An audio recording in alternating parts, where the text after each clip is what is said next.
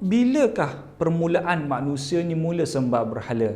Kita tengok balik, kita ingat balik kisah Nabi Adam. Anak cucu Nabi Adam belum lagi ada yang mensyirikkan Allah. Tapi ada tidak menutup aurat, menyanyi. Menyanyi tak salah, tapi yang salahnya bila mana menyanyi ditambah tidak menutup aurat, menyanyi lara dalam Islam, itu tak boleh.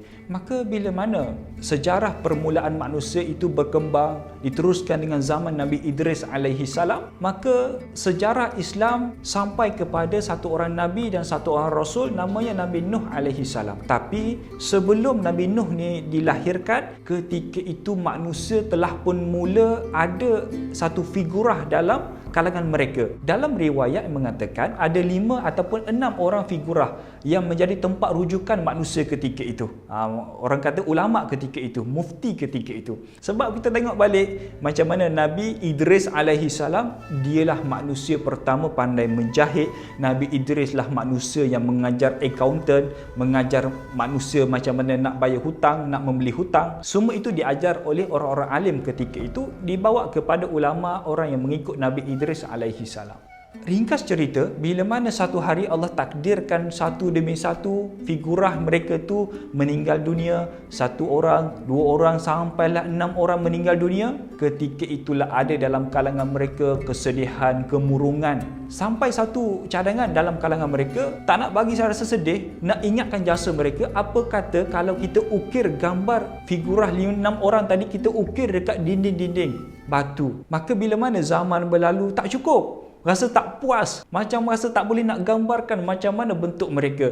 Lalu ada satu cadangan, apa kata kita keluarkan daripada dinding, kita keluarkan menjadi satu bentuk batu. Maka ketika itulah mereka mula mengukir bentuk sama, persis sama dengan orang asal. Tapi sebelum tu bila mana siap, apa mereka buat? Mereka tengok, pergi mengenang, ingat balik jasa mereka. Tidak ada penyembahan ketika itu. Sebab umat zaman itu tahu kenapa mereka ciptakan patung itu. Untuk kenangan sahaja, untuk ingat jasa sahaja. Maka bila mana zaman berlalu, bertahun-tahun, orang yang menciptakan patung itu telah pun mati. Mereka yang sezaman yang menciptakan patung itu telah pun meninggal. Tinggal anak cucu cicit mereka yang tak tahu apa-apa. Kata para ulama, ketika itulah iblis datang sekali lagi kepada manusia, berupa dengan manusia, dengan seorang lelaki yang tua, datang kepada umat zaman itu. Dia kata kepada umat zaman itu, adakah kalian tahu siapakah patung-patung ini? Tidak wahai syekh, tidak wahai pakcik, sesungguhnya patung-patung inilah Tuhan kalian yang mana disembah oleh nenek moyang kalian daripada abad ke abad.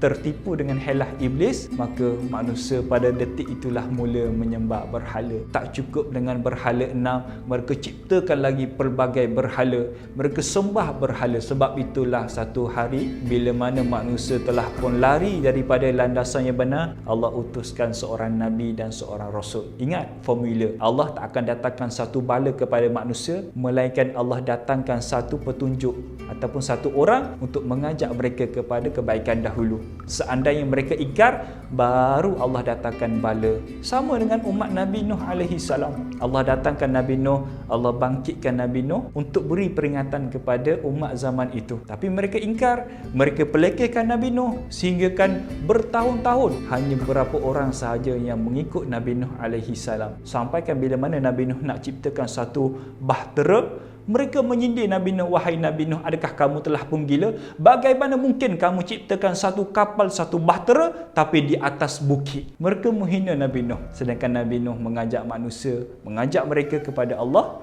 dan mencegah mereka untuk melakukan perkara yang dimurkai oleh Allah Subhanahu wa taala.